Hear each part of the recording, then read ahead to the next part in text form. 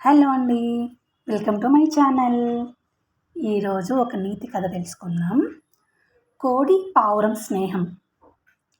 ఒక అడవిలో మంచి స్నేహితులైన కోడిపుంజు, పావురం రెండు ఉండేవి.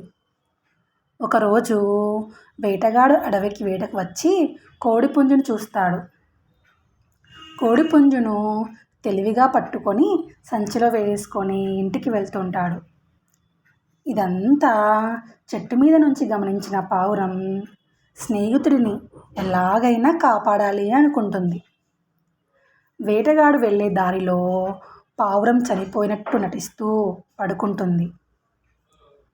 పావురాన్ని చూసిన వేటగాడు దాన్ని కూడా తన సంచిలో వేసుకోవాలన్న ఆశతో సంచిని పక్కన పెట్టి పావురాన్ని తీయాలి అని చూస్తాడు.